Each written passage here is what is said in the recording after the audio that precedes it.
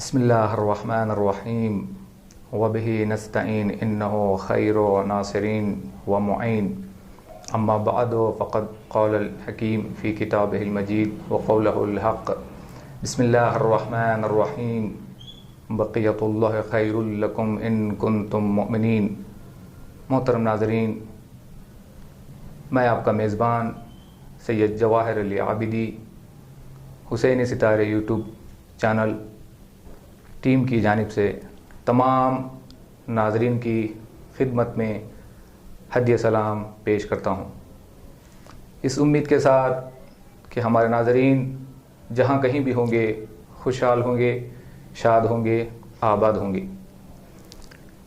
اس سے پہلے کہ آج ہمارے اس خصوصی پروگرام کا آغاز کیا جائے، میں تمام ناظرین کی خدمت میں بالاخص اس پر نور، پر مسرت اور بابرکت موقع پر جو عالم انسانیت کے لیے، کائنات کے ذرے ذرے کے لیے بہت ہی خوشی اور مسرت کا موقع ہے، جو کہ 15 شعبان المعظم ولادت باسعادت ولی عصر حجت ابن الحسن العسکری امام مہدی امام کائنات کی ولادت کے موقع پر خود حجت خدا کی خدمت میں ہدیہ تبریک پیش کرتا ہوں۔ تمام راج عظام، علماء حضرات اور تمام مومنین اور مومنات کی خدمت میں اس پر نور اور پر مبارک موقع پر ہدیہ تبریک اور تہنیت پیش کرتا ہوں۔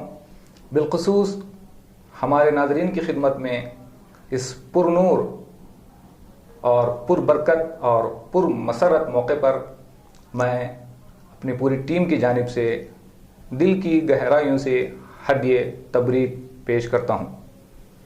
محترم ناظرین، آج کا ہمارا خصوصی پروگرام برگزار کیا گیا ہے معرفت امام زمانہ عجل اللہ تعالی فرج شریف کے حوالے سے۔ آج ہمارے اس خصوصی پروگرام میں ہمارے مہمان خصوصی ہیں حافظ روشن عباس، ہمارے اس پروگرام کے خصوصی مہمان رہیں گے انشاءاللہ۔ آج کے اس ہمارے موضوع کا جو بحث ہے، جس موضوع پر ہم بحث کرنا چاہتے ہیں، وہ ہے معرفت امام زمان۔ چلے ناظرین، آج کے اس خصوصی پروگرام کا آغاز کرتے ہیں اور ملتے ہیں آج کے ہمارے اس مہمان خصوصی سے۔ السلام علیکم ورحمۃ اللہ وبرکاتہ۔ علیکم السلام ورحمۃ اللہ وبرکاتہ۔ کیسے ہیں روشن صاحب؟ خیریت سے ہیں؟ الحمدللہ، شکر خدا۔ آپ کی خدمت میں سب سے پہلے میں شکریہ ادا کروں گا کہ آپ تشریف لائے اور اس پر نور موقع پر، پر مبارک اور مسرت موقع پر آپ نے زحمت کو گوارا کیا۔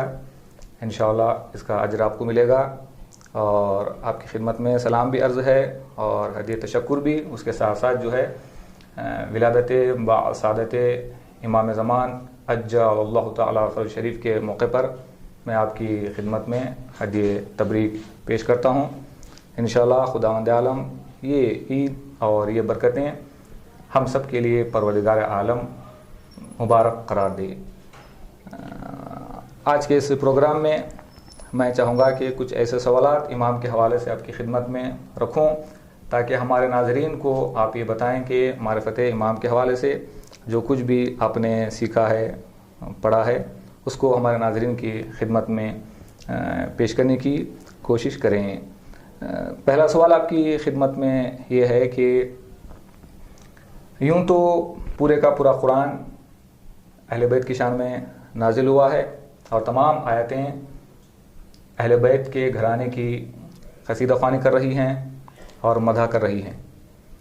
خصوصی طور پر کیا قرآن مجید میں کہیں امام زمان کے حوالے سے آیتیں موجود ہیں جہاں پر امام کا ذکر کیا گیا ہو اور امام کے حوالے سے آیتیں موجود ہو؟ میں چاہوں گا کہ آپ ہمارے ناظرین کے لیے یہ بتائیں کہ قرآن میں کتنے ایسے موقع اور مقام ہیں جہاں پر پروردگار عالم نے اپنے آخری حجت کا ذکر کیا ہے. بسم اللہ. اعوذ باللہ من الشیطان الرجیم. بسم اللہ الرحمن الرحیم. الحمد لأہلہ والصلاة والسلام علی اہلہا اما بعد. میں سب سے پہلے تمام ناظرین کی خدمت میں سلام عرض کرتا ہوں اور آنے والی ولادت کی مبارکبادی پیش کرتا ہوں، اور اس چینل کا شکر گزار بھی ہوں کہ مجھ جیسے حقیر کو امام حجت کی خدمت میں کچھ نہ کچھ پیش کرنے کا موقع عنایت فرمائے. احسن. لیکن آپ نے پہلے ہی کہہ دیا کہ پورا قرآن اہل بیت کی شان میں نازل ہوا ہے، لیکن امام زمانہ علیہ الصلاۃ والسلام کے حوالے سے کچھ مفسرین کہتے ہیں کہ 200 آیتیں، کچھ کہتے ہیں 120 اور کچھ کہتے ہیں 300 آیتیں. جی. ان میں 4-5 آیتوں کی طرف اشارہ کروں گا. سب سے پہلی مشہور و معروف آیت جو سورہ بنی اسرائیل قرآن مجید کا 17واں سورہ ہے اور 15ویں پارے کا پہلا سورہ ہے. احسن. یہ آیت ہو سکتا ہے ہم میں سے بہت سے لوگوں کو یاد بھی ہے، کیونکہ جب ولی عصر جب تشریف لائیں گے تو ان کے دہنے بازو پر یہ آیت لکھی ہوگی. وہ آیت یہ ہے وَقُلْ جَاءَ الْحَقُّ وَزَهَقَ الْبَاطِلُ ان الباطل کان زہوقا.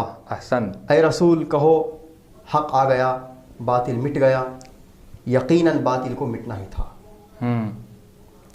اور دوسری آیت سورہ صف قرآن مجید کا 61واں سورہ ہے، اس کی 8ویں آیت میں خداوند عالم ارشاد فرماتا ہے یریدون لیطفئوا نور اللہ بافواہہم واللہ متم نورہ ولو کرہ الکافرون. احسن. اور ایک آیت سورہ مبارکہ انبیاء قرآن مجید کا 21واں سورہ ہے، اس کی آیت میں خداوند عالم ارشاد فرماتا ہے وَلَقَدْ كَتَبْنَا فِي الزَّبُورِ مِن بَعْدِ الذِّكْرِ أَنَّ الْأَرْضَ يَرِثُهَا عِبَادِيَ الصَّالِحُونَ. اور ایک آیت سورہ مبارکہ ملک کی آخری آیت ہے، 30ویں آیت. اس آیت میں خداوند عالم ارشاد فرماتا ہے قُلْ أَرَأَيْتُمْ إِنْ أَصْبَحَ مَاؤُكُمْ غَوْرًا فَمَنْ يَأْتِيكُمْ بِمَاءٍ مَعِينٍ. اور ایک اس سلسلے کی آخری آیت ہم پیش کریں سورہ قصص قرآن مجید کا 28واں سورہ ہے، اس کی 5ویں آیت مبارکہ میں خداوند عالم ارشاد فرماتا ہے وَنُرِيدُ أَن نَّمُنَّ عَلَى الَّذِينَ اسْتُضْعِفُوا فِي الْأَرْضِ وَنَجْعَلَهُمْ أَئِمَّةً وَنَجْعَلَهُمُ الْوَارِثِينَ. یہ چند آیتیں ہم امام زمانہ کے حوالے سے پیش کر دیے. جزاک اللہ. آپ نے تو قرآن کے حوالے سے یہ ثابت کیا کہ امام زمان کا ذکر بھی قرآن میں موجود ہے اور بہت ساری آیتیں قرآن مجید میں موجود ہیں، لیکن پوری آیتوں کو جو ہے پڑھ کے سنانا یہ جو اس کے لیے کافی وقت لگے گا. اب دوسرا ہماری بحث کا مرحلہ ہے کہ معصومین کی نگاہ میں کیا مقام ہے، یعنی امام زمان کا حجت خدا کا آخری حجت کا، جو ان سے پہلے معصومین جو گزر چکے ہیں ان تمام معصومین کی نگاہ میں آخری حجت خدا کا کیا مقام رہا ہے، کیا مرتبہ رہا ہے، اور کس انداز میں اور کس کس طرح سے معصومین نے آخری حجت کو یاد کیا ہے. تھوڑا سا میں چاہوں گا کہ ہمارے ناظرین کے لیے آپ بتائیں. امام زمانہ وہ عظیم ہستی کا نام ہے جس کی ولادت سے پہلے تمام معصومین نے یاد کیا. احسن. مثلا شب معراج امام آخر کا ذکر ہوا، رسول اسلام نے خطبہ غدیر میں 4 مرتبہ ذکر کیا، مولا کائنات نے اپنے خطبوں میں ذکر کیا، جناب حسن مجتبیٰ امام حسین علیہ السلام بلاخص حضرت زہرا نے بھی ذکر کیا. خصوصی طور پر جو چھٹے امام جعفر صادق علیہ السلام ارشاد فرماتے ہیں کہ لو ادرکتہ لخدمتہ، میں اپنے بیٹے مہدی کے زمانے کو درک کرتا، اس زمانے میں موجود ہوتا تو اس کی خدمت کرتا. اللہ اکبر. وہ امام جو فقہ جعفری سے مشہور ہے، علم میں مشہور ہے، 4000 شاگردوں کو تعلیم دے چکے ہیں، حسن رشتے میں دادا ہیں، اس کے باوجود بھی امام آخر کی خدمت کی تمنا کرے اس امام کو امام زمانہ کہتے ہیں، اور اس کی عظمت کا کوئی اندازہ نہیں کر سکتا. احسن احسن. یعنی یہ معصومین کی نگاہ میں ہر معصوم نے اپنے اپنے اعتبار سے یاد کیا ہے، لیکن جس انداز سے ہمارے چھٹے معصوم نے جو یاد فرمایا ہے، بڑا خوبصورت اور پیارا انداز سے چھٹے امام نے یاد فرمایا کہ اگر میں اپنے بیٹے مہدی کے دور کو درک کر لوں یا دور میں موجود رہوں تو ان کی خدمت کا شرف مجھے جو ہے ملے گا. یہ عظمت ہے آخری حجت خدا کی. میں چاہوں گا کہ آپ ہمارے ناظرین کے لیے یہ بتائیں کہ انتظار ایک وسیع مفہوم ہے. اس کے بارے میں علماء حضرات نے بہت ساری کتابوں کو لکھا ہے. آپ یہاں پہ یہ بتائیں کہ معصومین نے انتظار کے حوالے سے کیا بیان فرمایا ہے. رسول خدا سے لے کر جو ہے 11 امام تک، معصوم تک احادیث میں بہت سارے موجود ہیں، لیکن ایک دو باتوں کی طرف آپ اشارہ کریں کہ انتظار کے حوالے سے ہمارے معصومین نے کیا بیان فرمایا ہے. انتظار قرآنی مفہوم ہے. انتظار کے معنی موجودہ زمانے میں کسی نئی چیز کی آرزو کرنا، اس کو کہتے ہیں انتظار. رسول مکرم اسلام صلی اللہ علیہ وآلہ وسلم ارشاد فرماتے ہیں افضل اعمال امتی انتظار الفرج. میری امت کا افضل ترین عمل انتظار فرج ہے، یعنی امام کا انتظار کرنا. امام کا انتظار صرف ہم انسان نہیں کر رہے ہیں بلکہ خود امام منتظر ہیں کہ خدا مجھے دنیا میں کب بھیجے گا. احسن احسن. ہو سکتا ہے معصومین بھی انتظار میں ہوں کہ جب ہمارا بیٹا مہدی آ جائے تو ہمارے ظالمین کا، ہمارے قاتلوں کا انتقام لے. جناب زہرا کی بھی یہ تمنا شاید یہ ہو کہ میرا بیٹا مہدی دنیا میں تشریف لائے، میرے روزے کی دوبارہ تعمیر ہو سکے، زائرین آ کر میرے زیارت کے حقدار بنے. جزاک اللہ. احسن. آپ نے یہ بتا دیا کہ جو ہے انتظار پیغمبر اسلام کی نگاہ میں تمام عبادتوں میں، اعمال میں سب سے افضل ترین عمل اور عبادت اگر کوئی چیز ہے وہ ہے آخری حجت خدا کا انتظار. احسن. جزاک اللہ. ایک سوال اور آپ کی خدمت میں یہ ہے کہ جس دور میں ہم زندگی بسر کر رہے ہیں، اپنے آخری حجت کی معرفت حاصل کرنا ہم سب پر واجب ہے، ہمارا فریضہ اور ہم سب پر لازم ہے. تو کس طرح سے اس دور میں ہم لوگ امام سے قریب ہو سکتے ہیں، اور وہ کون سے ذریعے ہیں جس کے ذریعے سے ہم لوگ امام کی معرفت حاصل کر سکتے ہیں؟ مختصر طور پر بتائیں کہ کتنے ایسے ذرائع اور اسباب ہیں جن کے ذریعے سے ہم امام سے قریب بھی ہو جائیں، امام کی معرفت بھی ہمیں حاصل ہو جائے. بہت سارے اعمال کو علماء نے اپنی اپنی کتابوں میں لکھا. ان میں چند اعمالوں کی طرف ہم اشارہ کریں گے. پہلا، روزانہ امام کی خدمت میں سلام بھیجنا، سلام کرنا. احسن. یا سونے سے پہلے ہو یا صبح اٹھنے کے بعد ہو یا کبھی بھی وقت مل جائے، مختصر سلام امام کی خدمت میں بھیجنا. دوسرا، امام زمانہ کو یاد کرنا، بار بار پکارتے رہنا. احسن. جس طرح سے دوسرے معصومین کو جو پکارا جاتا ہے جیسے مولا کائنات کو یا زہرا، تو اسی طرح سے یا مہدی بھی کبھی کبھی پکارا کریں تاکہ امام سے قریب ہو سکے. احسن. تیسرا، اپنے واجب اور مستحب نماز کے ثواب کو امام کے لیے ہدیہ کریں. چوتھا، اپنی واجب اور مستحب نماز کے قنوت میں دعائے فرج پڑھنے کی کوشش کریں. اگر پورے نمازوں کو میں نہیں پڑھ سکتے تو کوئی نہ کوئی ایک نماز میں پڑھنے کی کوشش کریں انشاءاللہ. پانچواں، امام کی سلامتی کا صدقہ دینا. لیکن تھوڑا صدقے کے بارے میں تھوڑا چند الفاظ ہم ادا کر دیں کہ صدقہ ہم لوگوں نے صرف اور صرف یہ سمجھ لیے ہیں کہ صرف اور صرف جو ہے مال اور مال سے ہوتا ہے اور مرحومین کے لیے ہی ہوتا ہے صرف. جی احسن. یہ صدقہ نہ مال سے ہوتا ہے نہ صرف اور صرف مرحومین کے لیے، بلکہ صدقہ معصومین کے لیے ہدیہ بھی کیا جاتا ہے. مال کے علاوہ دوسری چیز پر بھی صدقہ نکل سکتا ہے. اگر کوئی راشن پہ صدقہ نکالے، احسن، یا مثلا کسی بزرگ کو سلام کر رہا ہے صدقے کی نیت سے تو یہ بھی صدقے میں شمار ہو جائے گا. احسن. اگر مثلا کوئی ایسا راستہ ہے جہاں پر کچھ چیزیں پڑ گئے ہیں، لوگوں کو گزرنا مشکل ہو رہا ہے، اگر صدقے کی نیت سے اس چیزوں کو دور کر دے تو یہ بھی ایک صدقہ ہو سکتا ہے. جی جی ہاں. احسن. کسی نہ کسی صدقہ 1 روپیہ ہی کیوں نہ ہو، آپ صدقہ نکالیں امام کی سلامتی کے لیے، اس صدقے کے ثواب کو امام کے لیے ہدیہ کر دیں. اور 100 مرتبہ صلوات پڑھ کے امام کی خدمت میں ہدیہ کرنا. صلوات کی بڑی تاکید ہے. جی.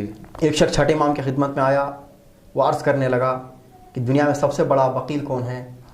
تو امام نے فرمایا سب سے بڑا بخیل وہ ہے جو راہ خدا میں خرچ نہیں کرتا. احسن. تو اس نے کہا اس سے بڑا بخیل کون ہے؟ تو چھٹے امام نے کہا اس سے بڑا بخیل وہ ہے جو راہ خدا میں خرچ کرنے سے دیکھ بھی نہیں سکتا. واہ جزاک اللہ. پھر کہا اس سے بڑا بخیل کون ہے؟ تو چھٹے امام نے کہا اس سے بڑا بخیل وہ ہے جو آل محمد پر صلوات نہیں پڑھتا. جزاک اللہ. تو یہ صلوات کی حقیقت ہے. احسن. امام کو ہدیہ کریں. یعنی 100 صلوات کم از کم ہر دن ہم لوگ پڑھ کے امام کی خدمت میں ہدیہ کریں گے تو گویا امام سے ہمارا رابطہ برقرار ہے انشاءاللہ. جزاک اللہ. جی. قرآن بھی ہے تلاوت کے لیے, کیا کہیں گے اس کے بارے میں؟ قرآن کی تلاوت بھی امام زمانہ کو ہدیہ کرنے کے لیے علماء نے تاکید کرتے ہیں, کیونکہ امام شریک القرآن ہے. احسن. کم از کم 10 آیتیں کیوں نہ ہو, ایک آیت کیوں نہ ہو, تلاوت کریں, اس کا ثواب کو امام کے لیے ہدیہ کر دیں. خصوصی طور پر جو علماء تاکید کرتے ہیں کہ سورہ یاسین کو تلاوت کر کے امام زمانہ اور ان کی والدہ کو اس ثواب کو ہدیہ کرنا. تو قرآن معصومین کو ہدیہ کرنے کے حوالے سے اصول کافی میں ایک روایت ملتی ہے. ایک شخص 7ویں امام کی خدمت میں پہنچا, محب اہل بیت تھا, تو اس نے بیان کیا ابن رسول اللہ, اچھا میں ہر دن قرآن ختم کرتا ہوں, ایک معصوم کو ہدیہ کرتا ہوں, اس کا اجر و ثواب کیا ہوگا؟ تو امام موسی کاظم علیہ السلام نے فرمایا اگر تم قرآن معصومین کو ہدیہ کرتے ہو تو روز قیامت تم معصومین کے ساتھ رہو گے اور محشور ہوگے. تو یہ امام کو قرآن ہدیہ کرنے کی یہ ثواب معصومین نے بیان کیا ہے. احسن. یعنی اگر کوئی قرآن پڑھ کے تلاوت کر کے معصوم کا ہدیہ کرتا ہے تو روز محشر جو ہے پروردگار عالم اس کو معصومین کے ساتھ محشور کرے گا. یہ عظمت ہے تلاوت قرآن کی. اسی طرح سے ہم جو ابھی زندہ امام ہیں جو ہمارے پردہ غیب میں ہیں, ان کی خدمت میں بھی ہم لوگ قرآن کو ہدیہ کر سکتے ہیں.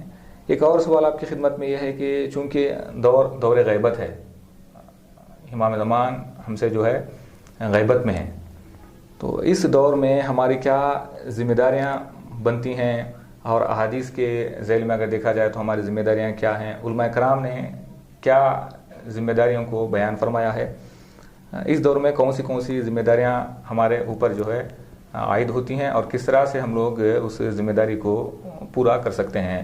اور ظاہر سی بات ہے کہ تمام ذمہ داریوں کو ایک محب اہل بیت پورا نہیں کر سکتا, سب کو ان ذمہ داریوں کو جو ہے پورا کرنا ہے اپنے اپنے تمام کے اعتبار سے. اس کے بارے میں تھوڑا سا بتائیں کہ جو ہے کیا کیا ہماری ذمہ داریاں بن سکتی ہیں اور کیسے معرفت جو ہے حاصل ہو سکیں دور غیبت میں.